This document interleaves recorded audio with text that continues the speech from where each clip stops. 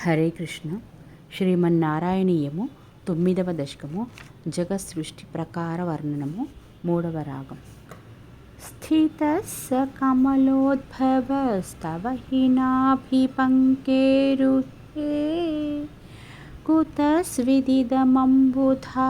ఉదితమిత్యనాలోకయన్ తదీక్షణ కుతూహలాత్ ప్రతిదిశం వివృత్తాననః చతుర్వదనతామగాత్ వికసదష్టదృష్ట్యం భుజాం.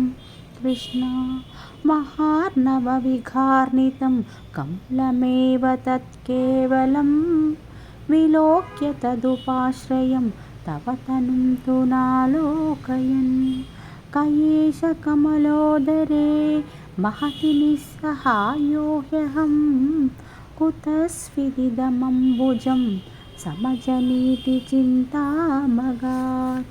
కృష్ణ అముష్య హి సరోరుహ కిమపి కారణం సంభవే ఇతి స్మకృతనిశ్చయః సఖలు నాళరంధ్రాద్వనా స్వయోగబలవిద్యయా సమవరూఢవాన్ ప్రౌఢధీః త్వదీయమతిమోహనం నతు కళేబరం దృష్టవాన్.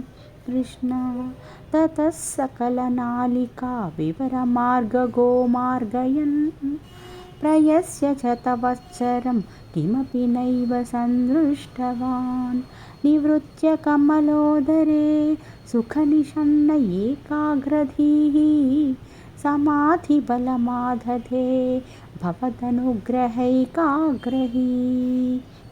కృష్ణ శతేన పరివత్సరై దృఢసమాధి బంధోల్లసత్ ప్రబోధ విశదీకృతః సఖలు పద్మినీ సంభవః అదృష్టచరమద్భుతం తవ హి రూపమంతదృశా వ్యచష్ట పరితుష్టధీర్భుజగభోగ భాగాశ్రయం.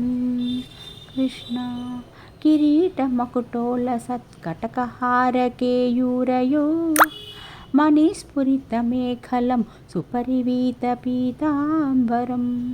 కలాయకుసుమప్రభం గలతలోల్లసత్కౌస్తుభం వపుస్తదయి భావయే కమలజన్మనే దర్శితం.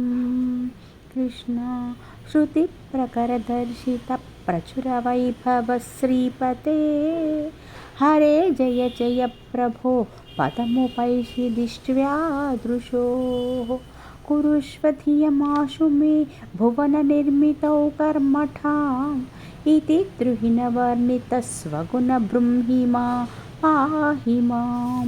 కృష్ణ లభస్వ భువనత్రయీ రచన దక్షతామక్షతాం గృహాణమదనుగ్రహం కురు తపశ్చ భూయో విధే భవత్వఖిల సాధనీ మయి చ భక్తిరత్యుత్కటేతి ఉదీర్య గిరిమాదధా ముదితచేతసం వేధసం.